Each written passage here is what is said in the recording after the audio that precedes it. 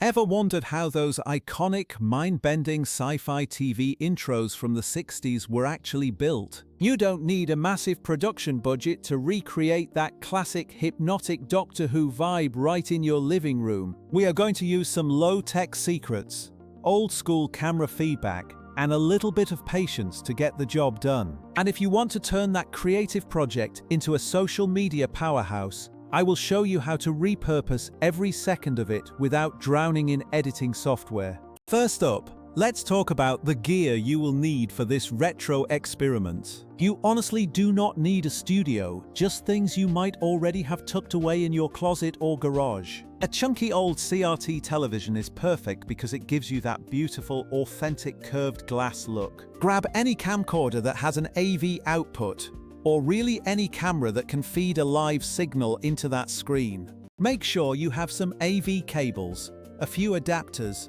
a bit of string, and a small model of a police box or TARDIS. Oh, and keep a phone flashlight handy because it is going to be your best friend for lighting effects. The setup is surprisingly simple and honestly feels a little bit like performing magic. Start by turning the TV on, but make sure you mute the volume completely. If your camera audio is live while the TV is outputting sound, you are going to get some nasty feedback loops. Plug the camera's AV output directly into the TV so the camera's live view is displayed on the screen. Now, point your camera lens right back at the TV screen itself. You are literally filming the camera filming itself, which creates an infinite feedback loop. Because that image is being processed over and over again, you get these ghostly, shrinking tunnels. Wait a few seconds for the loop to stabilize and really start warping the image. The image will naturally blur and twist until it collapses into a bright center point. Once you have that canvas, you can control the look by zooming the camera lens.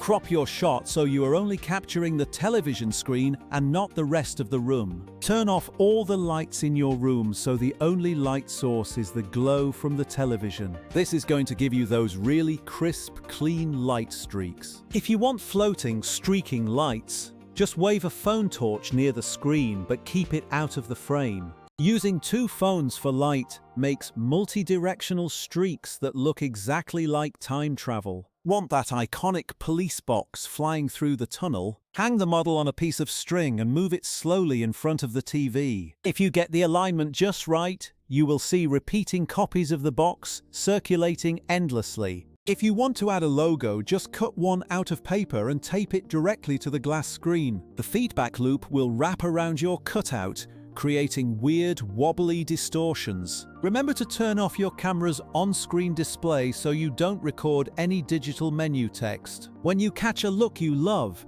just hit record and capture a few different variations. These feedback loops are impossible to perfectly replicate, so grab as much footage as you can. Now, let's talk about turning this raw footage into a polished retro intro. There is no wrong way to edit this, but start with atmospheric wobbles and a big motion burst. Use plenty of crossfades and dissolves to blend those layers into a hypnotic, drifting vibe.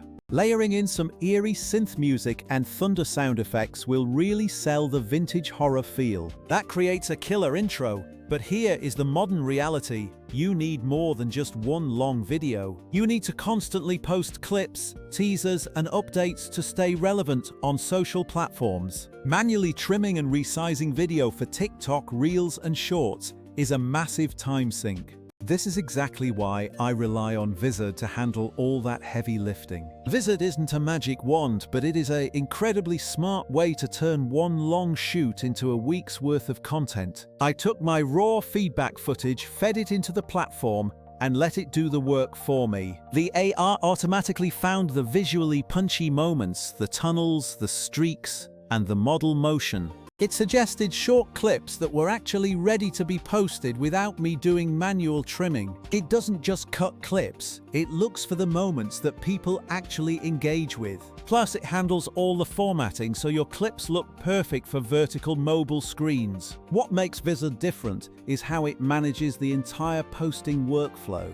You can auto-schedule your posts based on when your audience is most active. That content calendar is a total lifesaver for staying organized across different platforms. Other tools are fine, but they often require way too much manual intervention for each new platform. Vizard hits the sweet spot between powerful editing and automated publishing for creators. Here are a few tips if you decide to try this whole workflow out. Always capture as much raw footage as possible because small light variations make a huge difference. Keep a slate or a visual marker at the start of your takes so the AI knows where the good stuff begins. And remember, your creative eye is still the most important part of this process. Review the clips the software suggests and tweak the start and end points to get exactly what you want. Use the calendar to stagger your content, like one visual stunner and one how-to tip. I once turned a 12-minute tutorial into 8 separate clips with 0 manual exporting. It saved me hours of work and tripled my reach by being consistent. Finally, don't over-polish your footage because the grain and wobble are what make it cool. Let the logo be imperfect, as the imperfection is where the character lives. If you want that retro aesthetic, lean into it and let your audience see the raw effort. It really is tactile and meditative to set this up, and the variations you get are worth it. So grab your TV, your camera, and some string and start experimenting. And when you are ready to share it with the world, give Vizard a shot to scale your content. It handles the boring parts so you can focus on building your next cool creation. Send me your finished sci-fi intros because I would love to see how you use these techniques. And hit me up if you want my custom presets for turning long tutorials into daily shorts.